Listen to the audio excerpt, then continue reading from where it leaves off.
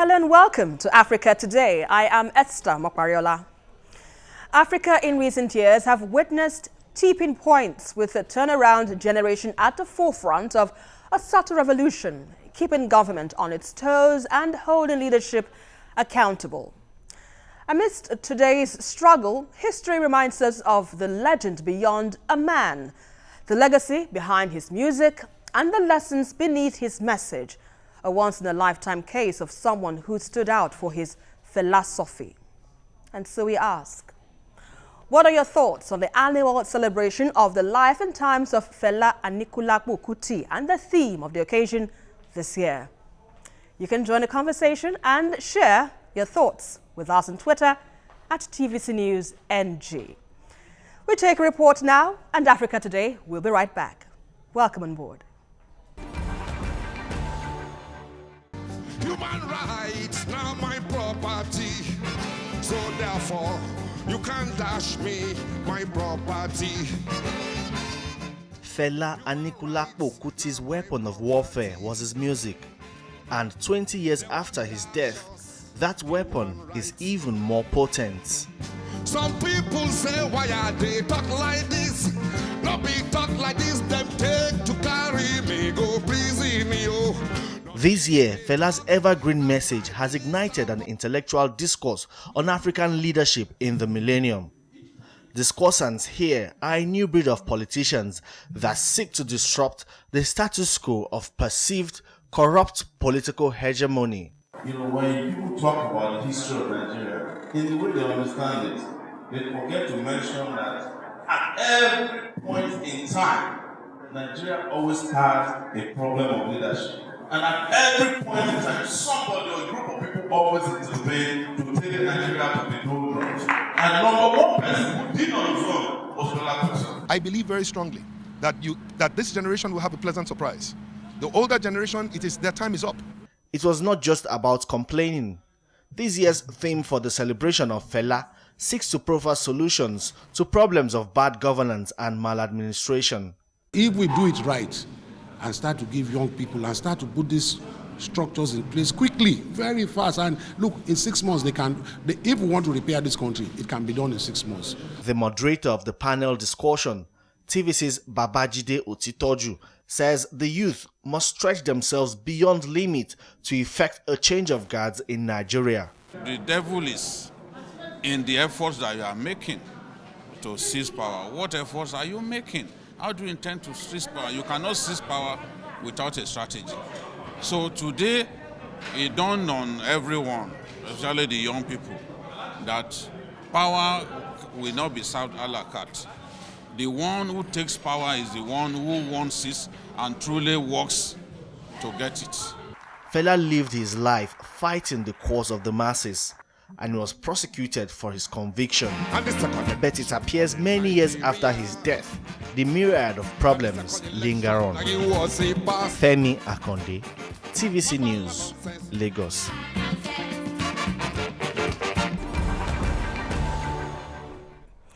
Welcome back. Now, before we get into the discussion of the day, let's update you on some of the top news stories around Africa. The Democratic Republic of Congo's ruling coalition spokesperson has said his house was sprayed with bullets overnight in the capital Kinshasa, just 2 months ahead of a key vote. Africa's oldest president, Cameroon's Paul Biya, has easily won a 7th term after a core council that he appointed rejected all legal challenges to the election. The government in the Niger Republic says it will pay out at least $3.5 million in compensation to hundreds of children of the central town of Tibiri who suffered deformities after drinking water with a high fluoride content. Now joining me to look at the situation we're about to talk about an annual celebration of the life and times of Fela Anikulapo Kuti and the theme of the occasion this year is Larry Arogundade, Executive Director, International Press Center. He is also an author. Fela book presented yesterday at the Kalakuta Museum, residence of the late Fela Kuti. I also have Ifama Beru, a lecturer of history and Afrobeat musician. Good to have you both on the program. Thanks for having me. So let's begin with you now, Mr. Larry Arogodadi. I'm so sorry for doing that. But let's start with Felabration. Many of us don't understand the meaning of what this yearly celebration is all about. Could you tell us, for instance, in a nutshell, what does Felabration really mean to an average Nigerian? Well, Felabration is a musical, cultural, and social celebration of an African legend, of an international, musician that we know as Fela Anikulapo Kuti. His music has gone around the entire world. His political messages continue to resonate up to today. So anytime you have, Felabration, it's a kind of carnival. It's a celebration that brings together different peoples from across the world. Thousands of Nigerian youths, thousands of Nigerian adults, musicians from West Africa, from all over the world. So Felabration is actually an international celebration of Fela Anikulapo Kuti. Yeah, right. Now, if I'm Aberu, aside from celebrating Fela for his music and all of that, what exactly what message does it send across the Felabration? Well, I think part of the messages that I think the Felabration committee seems to be pushing out also is the question of the political importance and significance of Fela. I think the first day for the celebrations, which started on a Monday, had, just like you've shown us, had a discussion around leadership in Africa. And I think that is very, very important. And I think kudos to the Felabration committee for coming up with that initiative. Because beyond the musical aspects, we must also discuss the political and the economic aspect of the importance of Fela Anikulapo Kuti. And we must also understand that, in fact, the musical aspect was a product of his, ideology, which is political in a way. Fela made us to come down to that fact that music itself can be used as a political, tool, as a potent weapon in understanding who your oppressors or your enemies are. So, and I think that is very, very important. And they paid attention to that part of the legacy of Fela Anikulapo Kuti, that is the celebration of ideas, the polemical aspects of Fela Anikulapo Kuti, that is we discussing the question of leadership in Africa as it had to affect us today as a people. Now, talking about leadership, Larry, would you say that the youth of today have keyed into what Fela believed in? Well, in a way, because if you talk about whether youths of today have keyed in, you could also say whether youths of yesterday keyed into what Fela was saying.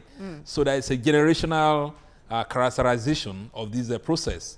Now, as youths, our generation keyed into Fela's message, and that much is stated in my book, Fela yesterday's message as today's reality, because we were just young adults, we were adolescents actually in the village when we knew Fela through the music, and then in the university he used to come around to deliver lecture, to play his music. And we supported, we got a lot from his message. The message had radicalizing effect on our generation.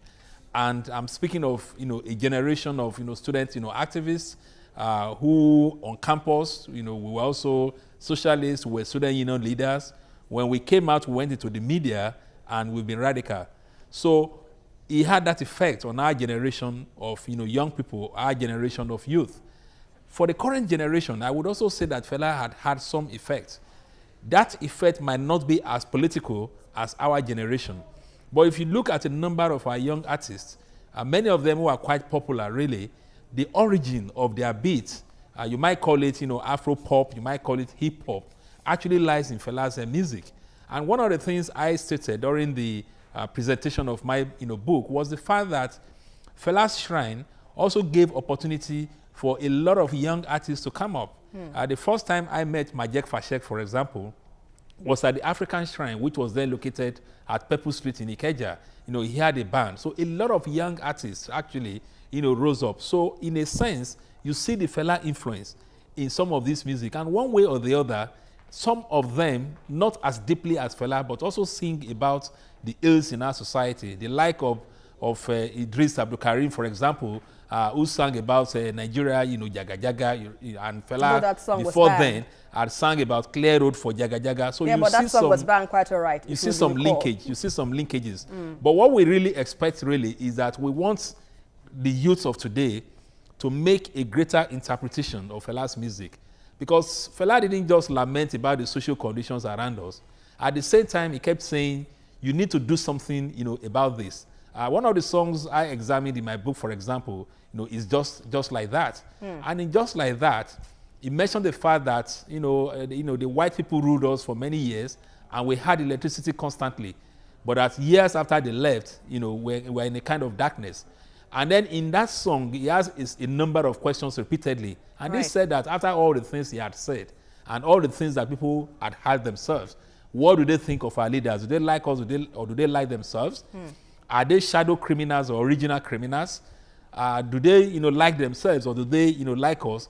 And then said that the reason why he was singing that song is for us to do something about it. Right. That was what he said, in Just Like That. All right, so point taken there, Larry. We need to go on a very quick break now. You're watching Africa Today, and we're looking at the annual celebration on the life and times of Fela Anikulapo Kuti, and the theme of the occasion for this year.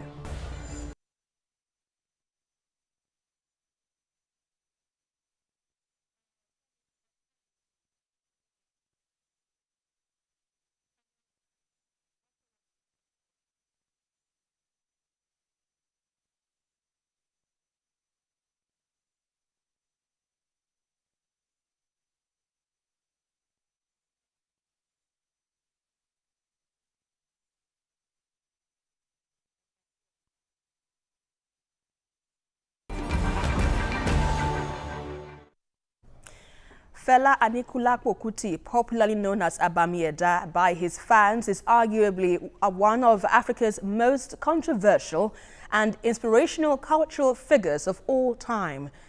Well, till his death, he chose the side of the people to fight for the rights of the poor and disadvantaged, despite harassment, arrest, and imprisonment by the Nigerian government. Now, Ifama Beru, right now we have the new African Shrine, different from what we had in the past, the Kalakuta Shrine, and the Shrine, of course, which is gradually becoming a tourist and a cultural site, and it has attracted dignitaries from around the world. Recently, we had the French President, Macron, and, well, interestingly, we have the Vice President, Yemi Oshibajo, at the celebration, at the Shrine. So tell me now, what is the significance of this place called the New African Shrine? I think the New African Shrine is, in a way, a replica of the, African Shrine by Fela Anikulapo Kuti.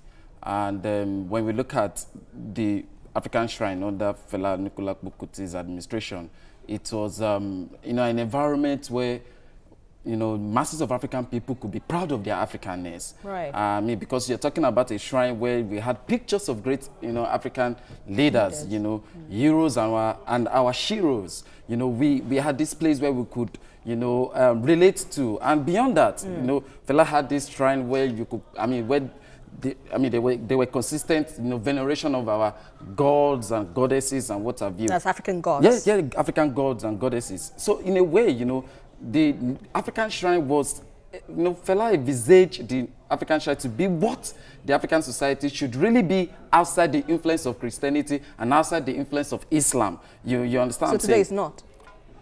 You mean what? Today's shrine isn't a replica of what it was in the past. That's the New African Shrine. The New African Shrine is the creation of Femi Anikulapo Kuti, and we have got to make this known. And the New African Shrine also is a replica, in a way, of those things that were embedded in the African Shrine. But when it comes to the question of consistent practices of, African spirituality, which Fela placed much importance on, we really cannot say we have that in the New African Shrine. Of course, there's a shrine, where Femi usually pours libation whenever he comes back from the tours, And I think that is, but, Fela used to have these extensive rituals from what we've seen, the videos we've seen, Fela would dedicate, a day, would even have, there are instances where Fela would have to kill a chicken and, just to show that this is not something you have to joke with. This is real. This is African spirituality. So that extensive rituals, made the African shrine, what it ought to be, what the society, the African society, traditional society ought to be in natural fact. So, and I think there's a bit of differences in, in the consideration of what the African shrine of them was and what's the new African shrine. And I would say that also the African shrine was very, very political. Political in the sense that, on the basis of what we've read, as a military person, you dare not enter the shrine, in a uniform. You understand what I'm saying? Not to talk of you being a politician, you cannot even attempt to do that. At that time? At that time, because Fela was critical against many of these elements, so he saw them as, the oppressors. So what are the oppressors really finding? What are they looking for in our commune? So Fela was critical against this one, and he was very clear. So in a way, the new African shrine, of course, maintains those standards, but when we attempt to look at the spirituality and also the political aspect, we really cannot say that, they are in tandem. Now, Larry, this year's celebration, we understand, coincides with the 80th posthumous birthday of Fela. Now, how would you describe Fela's absence, and how have we been able to discover another enigma like Fela, for instance? It will be difficult to have another enigma like Fela, because Fela was simply Fela. He had his own characteristics, he had his own idiosyncrasies, he had his own peculiar sense of humor, he had his own view. He was extremely fearless. He never ran away anytime policemen were coming, and he said it in one of his songs, run, run. He said, run, run, and no go run, brothers and sisters. And he challenged people not to run from the face of adversities, and even condemned those who have excuses not to be involved in the struggle. So in that sense, Fela is such a unique person that you cannot say that you will have another Fela.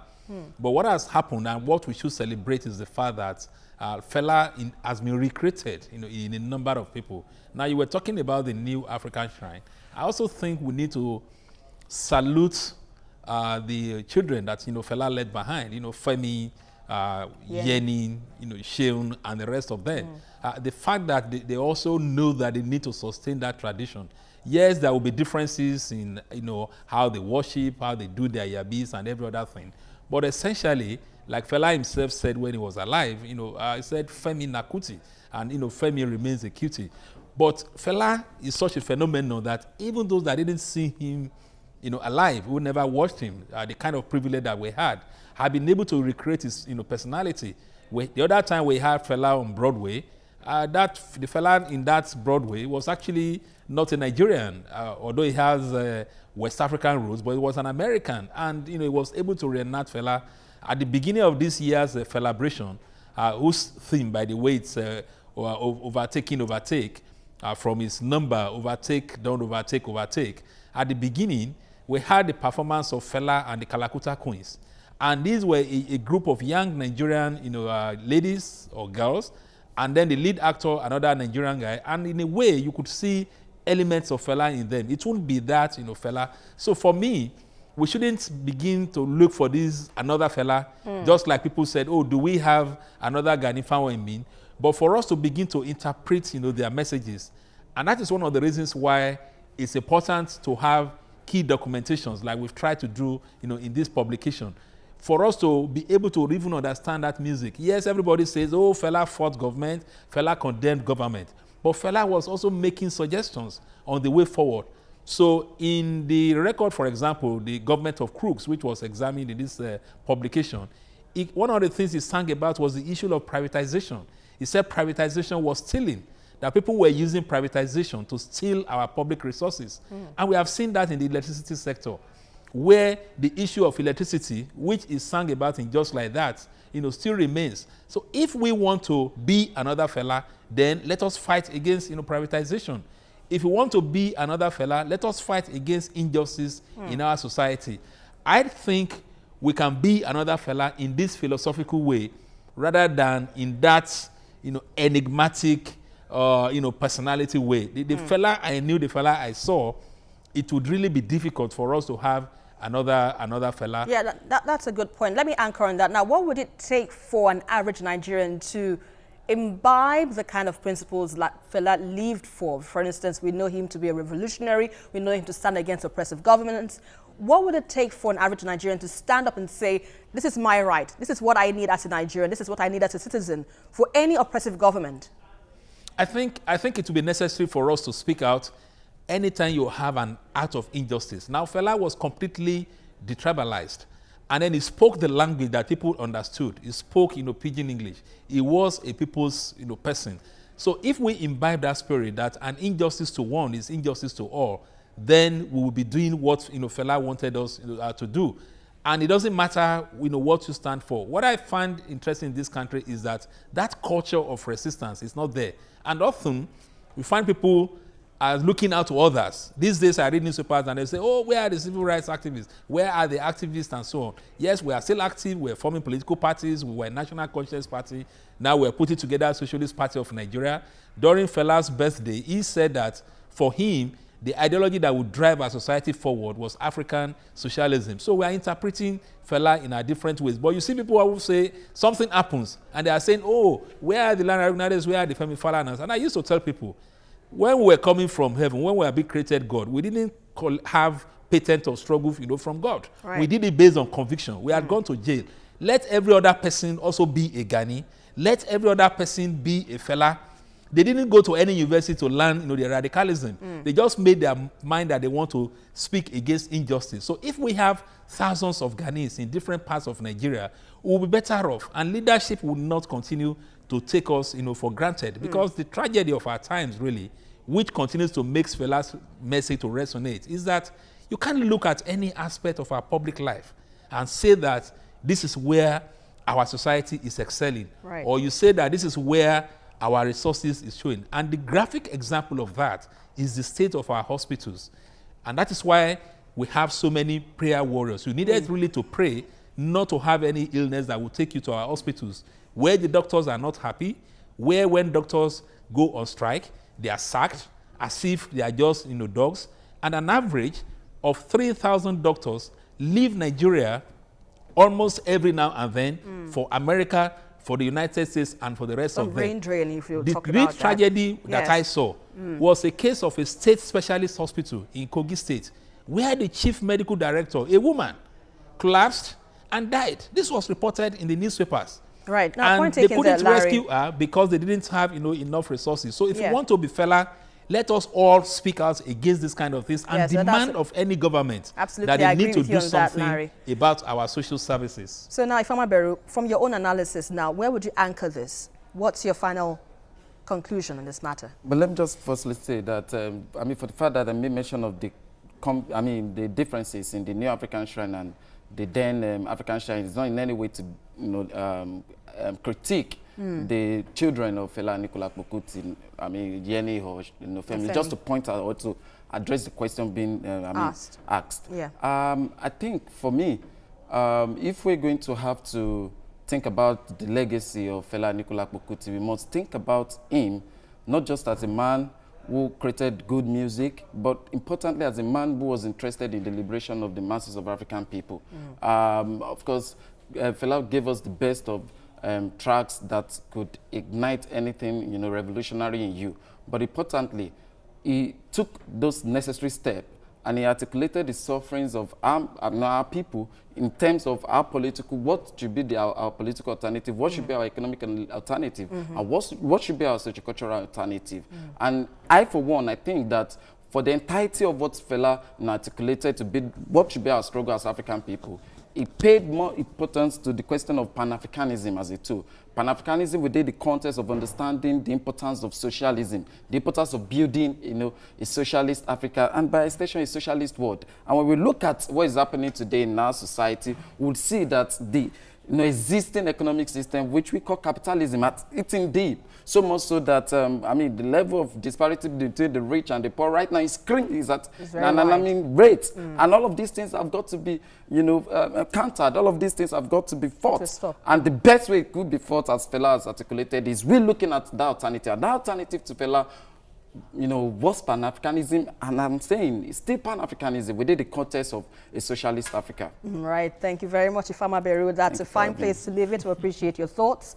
And I'd like to thank my guest, Larry Arugundade. We appreciate your thoughts as well on the program. Thank you very much for having me. Thank you. For a man whose life and music highlights the ongoing exploitation in the society, yesterday's message has grown to become today's reality in Africa. Now, more than 20 years since Fela passed on, it's time for the eternal values that gave birth to his perpetual struggle to gain new strength in the younger generation and help change present-day narratives for good. And that is our package for tonight. But don't forget to join the conversation as usual on Twitter at TVC News NG, and also follow me for updates around Africa at Esther TVC News. Until the next one again, I am Esther Mokwariola, and always remember, Africa can only get better.